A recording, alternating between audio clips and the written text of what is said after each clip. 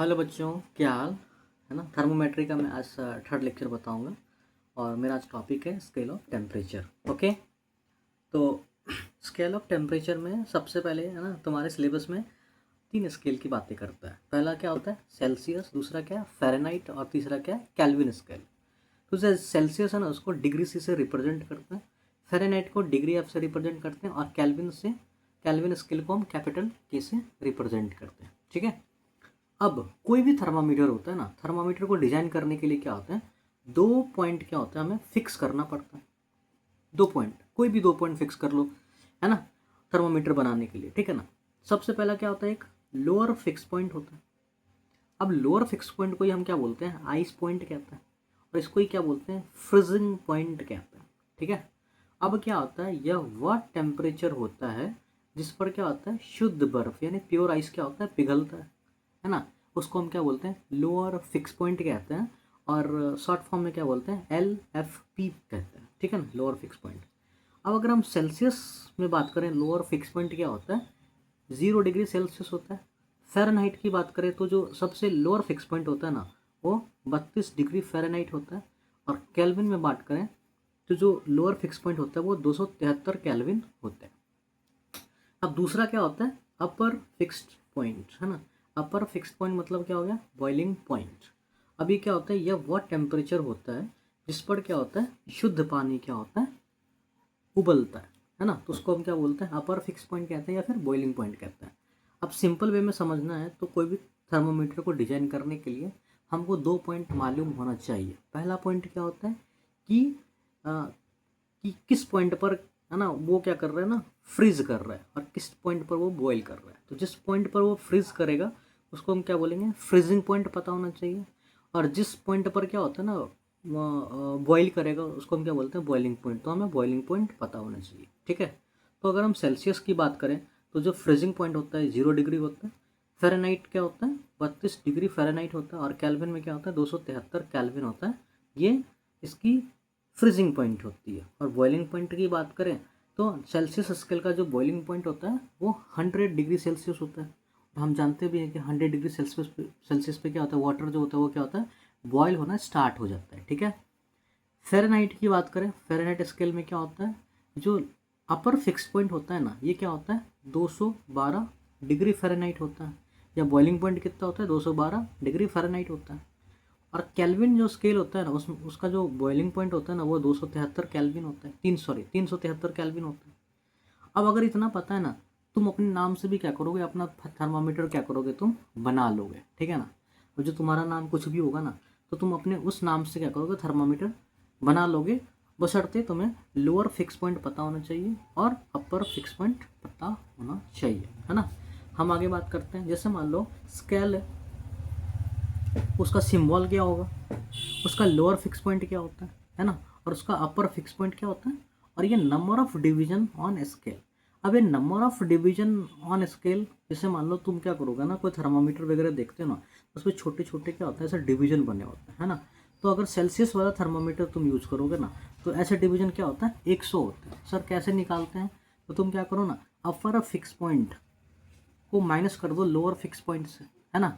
तो वो number of division तुम्हारा कैलकुलेट होके निकल जाएगा। फॉर एग्जांपल्स, जैसे मान लो हम सेल्सियस स्केल की बातें करते हैं। ठीक है। सेल्सियस स्केल में क्या होता है, उसका सिंबल क्या होता है, डिग्री सी होता है।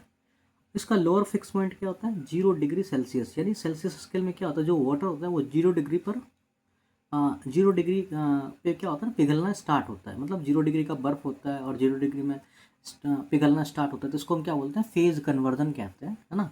यानी यानी सॉलिड से क्या हो जाएगा, ठोस से क्या होगा, वो द्रव की तरफ बनेगा। मतलब सॉलिड से क्या होता है, लिक्विड में कन्वर्जन उसका होता है ना। तो उसको हम क्या बोलते हैं, फेज कन्वर्जन कहते हैं।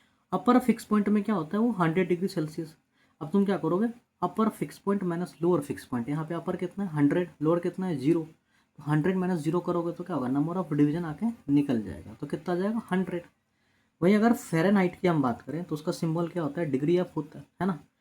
और यहाँ पर क्या होता है ना, जो लोअर फिक्स पॉइंट होता है वो क्या होता है, 32 डिग्री फ़ारेनहाइट होता है। और अपर कितना होता है, 212 डिग्री फ़ारेनहाइट होता है। अब तुम 212 में से 32 घटाओगे तो नंबर ऑफ डिवीजन कितना आएगा, 180 आ जाएगा। ठीक है। केल्विन की अगर हम बात करें तो सिंबल क्या होता है, के होता है। लोअर फिक्स पॉइंट कितना होता है 273.15 केल्विन होता है। अपर फिक्स पॉइंट कितना होता है 373.15 केल्विन होता है। अब तुम 373 को 273 से क्या करोगे, माइनस करोगे तो कितना, नंबर ऑफ डिवीजन क्या आ जाएगा, 100 हो जाएगा। ठीक है, अब हमको रीडिंग निकालना है। अब हम रीडिंग कैसे निकालेंगे तो रीडिंग निकालने के लिए सबसे पहले लिखेंगे रीडिंग ऑन एनी स्केल। अब रीडिंग ऑन एनी स्केल का मतलब क्या हो गया, जैसे मान लो फ़ारेनहाइट है तो यहाँ पर कोई, जैसे मान लो कि तुमने क्या किया ना, सेल्सियस वाला स्केल लेके तुम रीडिंग कर रहे थे तो कोई तरह का मतलब एक्स सेल्सियस आ गया। ठीक है, या तुम फ़ारेनहाइट वाला तुम थर्मामीटर यूज कर रहे थे तो एक्स फ़ारेनहाइट आ गया, या फिर तुम है ना क्या कहना ना कैल्विन वाला यूज कर रहे थे तो मतलब एक्स कैल्विन आ गया, मतलब कोई तरह का रीडिंग आ गया यहाँ पे, है ना। तो मान लो हम यहाँ पर सेल्सियस में सी मान लिए, यहाँ पे एफ मान लिए और यहाँ पे के मान लिए। ठीक है, तो reading on any scale minus lower fix point upon, ये क्या होता है, upper fix point minus lower fix point, है ना। जैसे मान लो कि हमने क्या किया ना, डिग्री सेल्सियस वाला हमने क्या किया, थर्मामीटर का यूज़ किया, तो यहाँ पर मान लो हमने यूज़ किया और मेजरमेंट आया सी, मतलब कोई तरह का नंबर आ गया, मतलब हम सी ही मान लेते हैं, चलो, है ना। रीडिंग ऑन एनी स्केल मतलब सी रीडिंग आया माइनस लोअर फिक्स पॉइंट, तो सेल्सियस वाले का लोअर फिक्स पॉइंट क्या था, 0 था।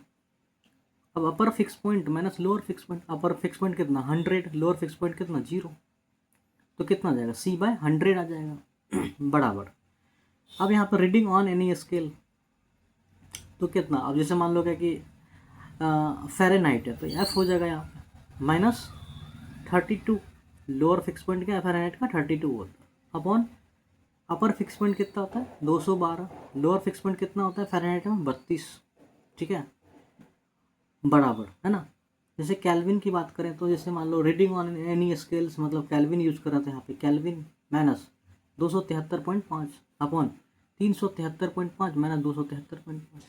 अब ये क्या होता है ना, ये जो है ना, ये जो होता है ना, ये क्या होता है, कांस्टेंट फॉर ऑल स्केल होता है। ये जो है ना formula constant for all scale, तो इस फार्मूला का यूज हम किसी भी स्केल के लिए कर सकते हैं, है ना, जो मतलब फ़ारेनहाइट हो, चाहे सेल्सियस वाला हो, चाहे केल्विन वाला हो। जब इसको हम सॉल्व करेंगे ना तो फॉर कैलकुलेशन के लिए हमें बन के आएगा कितना, C/5 बराबर F-32/9 बराबर K-273.5, ये बन के आएगा, है ना। ये फार्मूला बहुत इंपॉर्टेंट है। अब इस पर क्या होता है, क्वेश्चंस कैसे बन के आएंगे जैसे temperature on Celsius scale is कितना 25 degree Celsius, what is the corresponding यानी समतुल्य temperature on the Fahrenheit scale. अब ये क्या कर रहे हैं, सेल्सियस और फ़ारेनहाइट को कंपेयर कर रहे हैं, तो सबसे पहले इस फॉर्मूला में क्या करेंगे ना, हम क्या करेंगे, इस सेल्सियस वाला को उठाएंगे और फ़ारेनहाइट वाला को उठाएंगे, तो C/5 लिखेंगे बराबर F-32/9 लिखेंगे। अब सेंटीग्रेड वाला टेम्परेचर का कितना वैल्यू दे रखा है 25 डिग्री सेल्सियस, तो इस C के जगह पे हम क्या करेंगे 25 लिख देंगे, अपॉन 5 हो गया बराबर, यहाँ पे F को तो F ही रहने देंगे, -32/9 लिख देंगे। अब क्या करेंगे 25 तो 9 × 5 = 45 हो गया बराबर F-32 हो गया, तो F बराबर क्या हो जाएगा, ये 32 क्या हो जाएगा, इधर आ जाएगा तो प्लस में आएगा, तो 45 प्लस क्या हो गया 32, कितना हो गया 77 डिग्री फ़ारेनहाइट आ गया। ठीक है, अब तुम्हारे एनसीईआरटी में एक क्वेश्चन और दे रखा है, कह रहे कि 37 डिग्री के समान ताप हैं ये फ़ारेनहाइट।